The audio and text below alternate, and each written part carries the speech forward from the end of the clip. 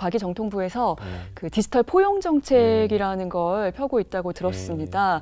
새로운 기술을 좀 널리 알리는 그런 정책이 아닐까 싶은데 좀 소개해 주시죠. 좋은 말씀인데 디지털 포용이라는 거는 우리 정부의 국정 과제가 혁신적 포용 국가입니다. 혁신적 포용. 그래서 그거는 혁신을 통해서 우리 사회 전체가 우리 경제가 발전을 하면서도 그 혜택을 국민 골고루 누리는 그런 사회가 목표고 생각을 하고 있습니다. 근데 말씀하셨던 것처럼 이 디지털이라는 것이 많이 격차를 낼 수 있습니다. 얼마 전까지만 하더라도 예를 들어서 누가 인터넷에 접속하고 안 하고는 그냥 그거는 인터넷을 접속하는지 안 하는지 그런 문제, 접속의 문제일 뿐이었어요. 근데 이게 우리 일상생활이 디지털로 전환되고 확대되면서는 디지털에 인터넷에 접속하는지가 어떤 경제활동이나 사회활동에 아주 불가결한 그런 요소가 됐어요. 그걸 통하지 않으면 못하게 되는 거예요.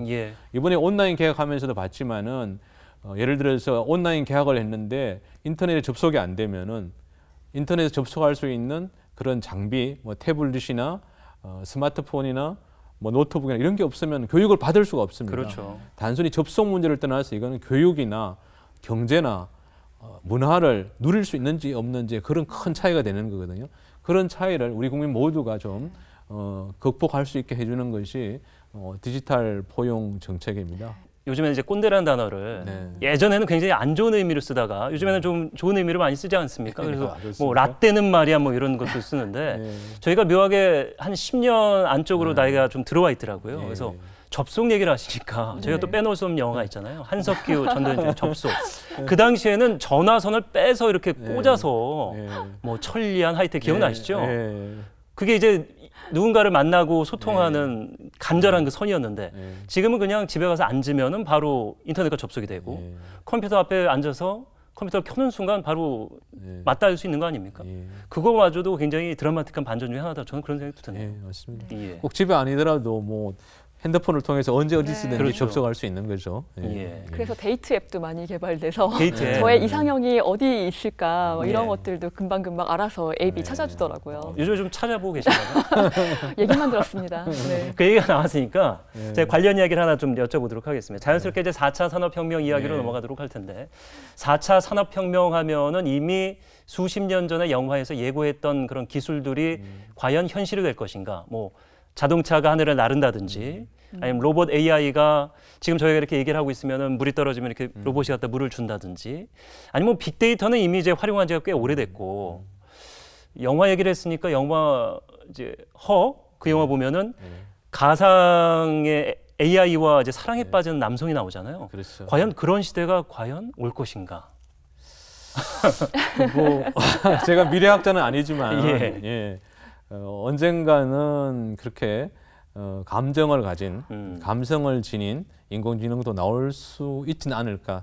다만 그 시간이 언제인가 문제죠. 그래서 저희들이 살아있는 동안에 나오지 않지 않을까. 4차 산업혁명 얘기가 나왔으니까 저는 4차 산업혁명 얘기하면서 사실 이 4차 산업혁명이란 말처럼 사람들마다 다 생각하는 게 다르고 다의적인 게 많지는 않습니다. 그래서 4차 산업혁명을 얘기할 때 그럼 4차라는 것은 앞에 3차까지가 있었던 거잖아요. 기본적으로 아시는 것처럼 산업혁명은 18세기 말에 영국에서 시작되는 건데 그건 전기기관이 쓰여진 겁니다. 전기기관이 처음에는 전기기관이 탄광에서 석탄 캐는 데 쓰이다가 그게 철도에도 쓰이고 배에도 쓰이고 공장에 쓰이고 이렇게 다 보편적으로 쓰인 겁니다. 그래서 산업혁명이라고 그러면은 많은 학자들은 어떤 핵심적인 기술, 그걸 법용기술이라고 그럽니다. 모든 곳에 쓰인다고 해서 법용기술이 보편화되는 그런 얘기를 하는 건데 2차가 전기, 3차가 컴퓨터와 인터넷, 4차 산업혁명은 그게 인공지능입니다. 인공지능이 4차 산업혁명은 저희들 생각하기로는 인공지능이 아주 여러 곳에 보편적으로 교육에도 쓰이고 경제에도 쓰이고 문화에도 쓰이고 그런 거다. 그래서 그러면은 이 4차 산업혁명 인공지능이 쓰이게 하려면은 세 가지가 같이 가야 됩니다. 그러니까 데이터가 있어서 이 데이터가 네트워크를 통해서 5G와 같은 네트워크를 통해서 전달이 되고 그걸 빅데이터로 분석을 하면 그게 인공지능을 돌릴 수 있는 그런 알고리즘이 되는 거거든요. 그래서 저희들은 그걸 DNA라고 합니다. 데이터 네트워크 AI. 묘하게 그 인간과 겹치는 부분이 그렇죠. 있네요. DNA. 예, DNA가 우리 몸의 가장 기본적인 정보, 가장 중요한 요소인 것처럼 4차 산업혁명을 준비하는데 같이 해야 될 게 DNA다 이렇게 저희가 보고 있습니다. 아까 조금 말씀하셨었지만 또 지금 또 못하신 말씀 있으면 자랑 많이 해주십시오. 작년에 처음 도입해서 소기의 성과를 거두고 있는 ICT 규제 샌드박스 우수 사례 또 성과 앞으로 추진 방향에 대해서 조금 더 소개해 주십시오. 그래서 일부 말씀을 드렸는데 좀 더 생각나는 거는 얼마 전에 뭐 이런 얘기했으면 그렇지만은 이 배달 관련해서 배달 앱 관련해서 얘기가 많이 있었습니다. 비용 때문에 또 말이 많았죠. 작년에 이제 샌드박스를 통해서 시장 출시가 된 기업 중에 사실 이제 서울 수도권에 있는 기업들이 많이 신청하는데 이 기업은 광주에 있는 광주광역시에 있는 기업이 신청을 했는데 디지털 배달 박스입니다. 우리가 중국집에 예전에 철가방을 가지고 막 배달했잖아요. 철가방이 디지털로 바뀐 거라고 생각하시면 되는데 그러면은 거기서는 배달하는 동안에는 그 예를 들면은 주문 요청을 받은 중국집이나 가게에 광고가 뜹니다. 디지털이니까 언제든지 바꿀 수 있어요. 그걸 배달하는 동안에는 그 주문 요청을 한 가게, 중국집 이런데 광고가 뜨고 배달하고 다시 음식점으로 올 때는 그때는 유료 광고가 뜨는 거예요. 돈을 받아서 유료 광고를 하는 거예요. 그렇게 하는데 이 모델에서는 사실 그 배달을 요청한 동네 가게들, 중국집 이런 데 수수료를 안 받아요. 아까 전에 말씀드린 유료 광고만 가지고 하는 거예요.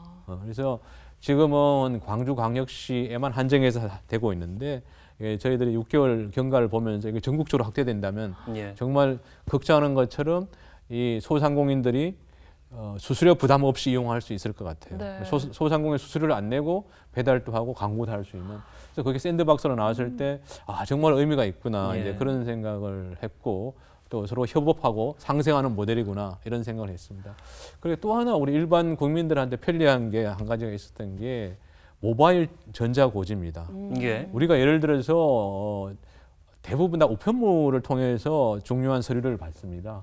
그런데 이 모바일 전자고지는 예를 들면 카톡이나 문자나 이런 걸 통해서 고지를 받는 거예요. 예를 들어서 국민연금공단에서 뭐 연금 가입 관련된 연금 관련 내용을 지금 그렇게 하고 있는데 카톡이나 문자로 보냅니다. 그러면 사실 우리가 일상생활 바쁘다 보니까 우편함에 온 걸 제때 못 보잖아요. 근데 이게 카톡으로 들어오면은 사실 뭐 카톡 하루도 몇 번씩 보니까 이게 지금 내 연금이 어떻게 됐구나 이렇게 알 수 있고 예를 들면 자동차 검사, 정기 검사도 지나가면 가트레도 물고 그러는데 그런 것도 지금 이 모바일 고지로 옵니다. SK텔레콤 그리고 한국전자통신연구원 IoT라고 저희 많이 하죠. 모바일 사물 인터넷. 이제 뭐 밖에서도 집안에 있는 여러 가지 기기들을 이렇게 조정할 수 있는 그런 광고들은 예전부터 많이 봐왔는데 이거와 관련돼서 이 디바이스에 들어가는 AI 반도체를 개발한다 이런 소식이 전해졌는데 여기도 지원이 갑니까? 예, 그렇습니다.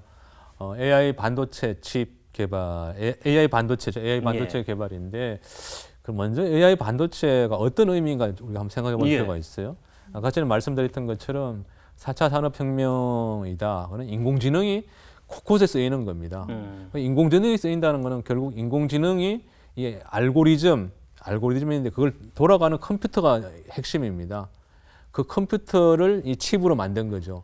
그러니까 결국 인공지능이 많이 쓰인다는 것은 인공지능 반도체, 칩이 많이 쓰인다는 겁니다. 그 얘기를 좀 쉽게 제가 여쭤보면은 그 저희가 이미 이제 과거가 되고 추억이 됐습니다만 알파고 얘기 많이 하잖아요. 알파고가 이제 대구를 할 때 알고리즘에 의해서 상대가 어떤 수를 둘지 예측한다.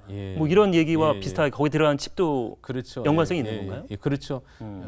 알파고 같은 경우에는 수천 대의 어떤 컴퓨터를 연결을 해가지고 거기에 어떤 수천 대 컴퓨터의 그 연산 능력, 그러니까 바둑 데이터만 쫙 계산하는 그걸 활용해서 뜬 건데 결국 말씀드렸던 것처럼 인공지능이라는 것은 얼마나 빨리 컴퓨터가 계산을 하고 판단을 하는 거거든요. 그러니까 인공지능이 쓰인다는 4차 산업혁명이 된다는 거는 이 반도체, AI 반도체가 많이 쓰여지는 겁니다. 네. 결국 돈을 벌 수 있는 거는 비즈니스를 크게 보면 할 수 있는 거는 얼마나 반도체를 잘 팔 수 있느냐는 겁니다.